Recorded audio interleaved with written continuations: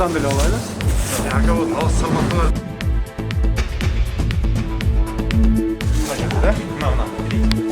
Мұқтаж адамдарға продукты жасап, шоларды тарқатып жүрміз. Иық жол деген қайырымдылық фондынан атайын келсе де.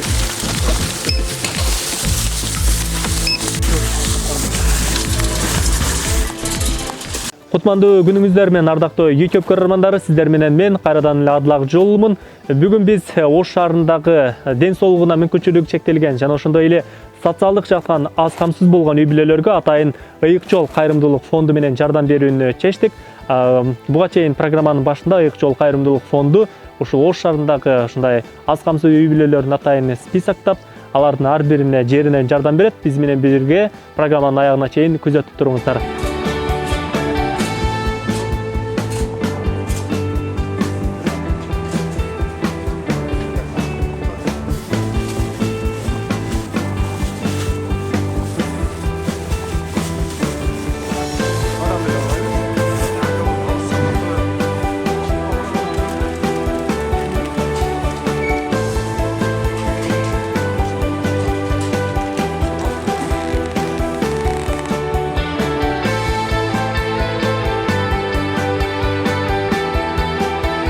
Саламатсыздарбы, урматтуу мекендештер.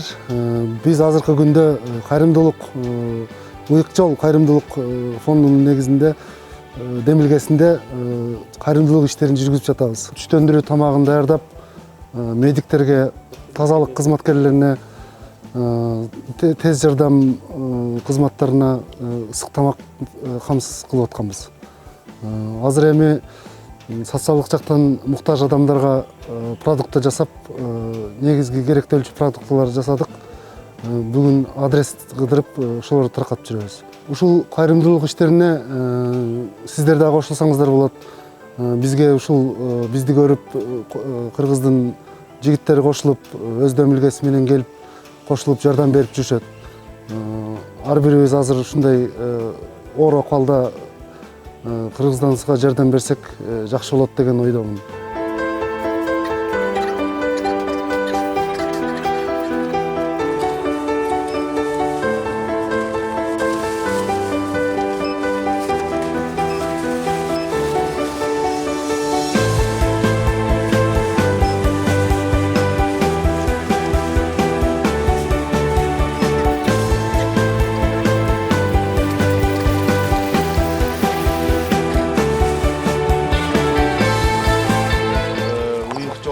Кайрымдуулук фонду атайын Орозонун алдында сиздердей социалдык муктаж үй бүлөлөргө атайын демилге көтөрүп чыгып, жалаң жаш балдар сиздерге подарка катары Орозонун алдында жардам катары келдик элек.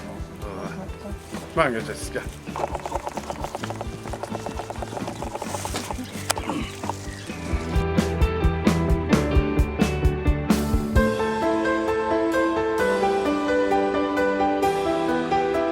Бүгүнкү күндө апаттан эсен аман чыгып кетели, жалпы элибиз эсен аман чыксын, өлкөбүздө тынчылык болсун, ошол тынчылыкка чогуу жетели деп бүтүндөй мен сыяктуу жана менин катарлаш келаткан муундаш, пикирлеш, саналаш досторум менен биригип, жалпы жаштар биз чогулуп, башка адамдар дагы ушу үлгү алсын, же болбосо ошолор дагы бергенди дагы үйрөнөлү, алганды эмес деп биз колубуздан келген акча каражатыбызды чогултуп чыгып бүгүн ушинтип жардам көрсөтүүгө бел байлап чыктык да. Ушул кырсыктан эли журтубуз эсен аман чыгып кетсин эже.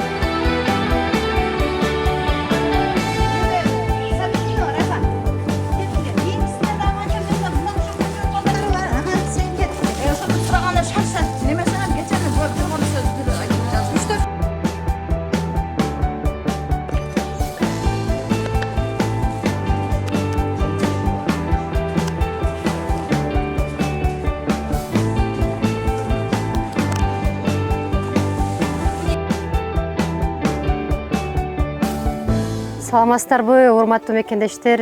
Бүгүнкү Кыргызстанда болуп аткан абалга байланыштуу ушул Ыйык жол кайрымдуулук фонду азыркы күндө тамак ашка муктаж болгон, азык-түлүккө муктаж болгон үй бүлөлөргө балдар болуп, күндүгө үйлөрүнө барып, акыбалдарын сурап, колубуздан келишинче жардамыбызды берип келатабыз.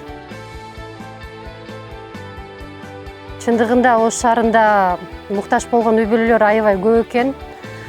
Биздин топ мүчөлөрүбүз барып ошол үй бүлөлөргө жардам бергенде, алардын көзүнөн ушунчалык ыраазычылыкты көргөндө биз аябай кубанып, андан дагы көп жумуштарды кылабыз деген ойдобуз.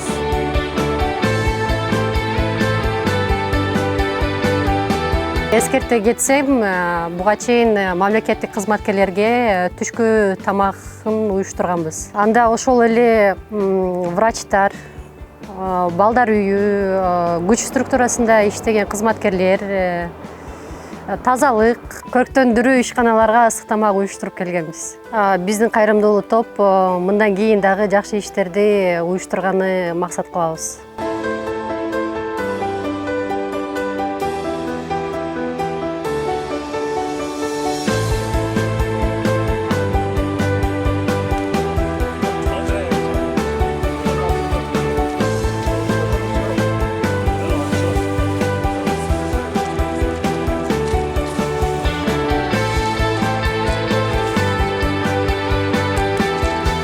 Бүгүнкү күндө социалдык муктаж үй бүлөлөргө жана көп балалууларга атайын ыйык жол кайрымдуулук фонду демилгечи топтун негизинде азык түлүктөрдү алып ошолорго атайын жардамдарды көрсөтүп жүрөбүз. Күнүмдүк керектелүүчү тамак аш жана керектелүүчү буюм тайымдарды алып келип бүгүнкү күндө жардам берип жүрөбүз.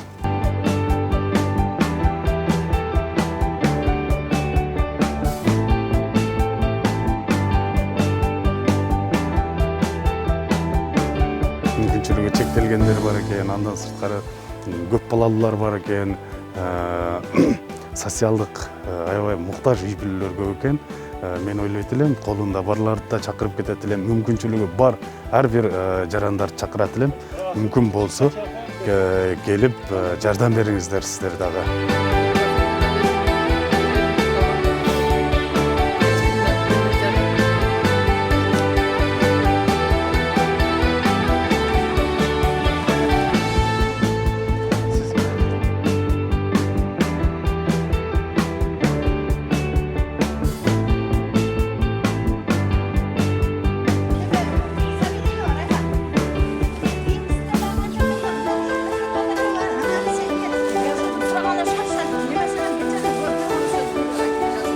Саламатсыңар балдар. Биринчиден ушу кыргыздын патриот жигиттери, рахмат сиздерге. Ушинтип бала ыраазычылык үчүн иштеп атасыздар. Алла ыраазы болсун кылган хидиягыңарга.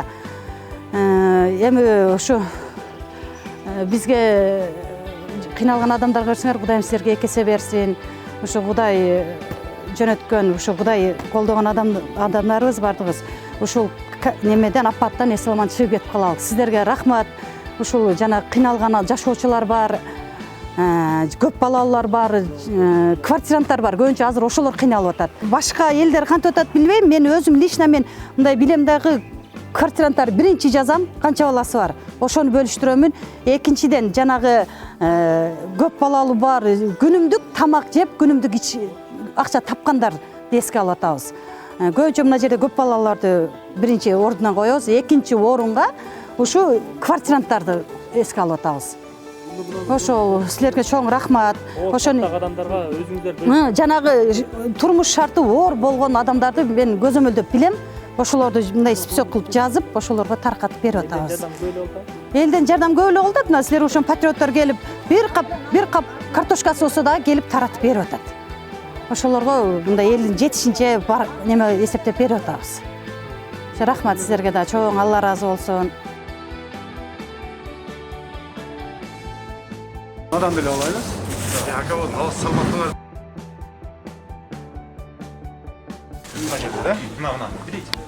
Муктаж адамдарга продукты жасап, ошолорду таркатып жүрөбүз. Ыйык жол деген кайрымдуулук фондунан атайын келишти да.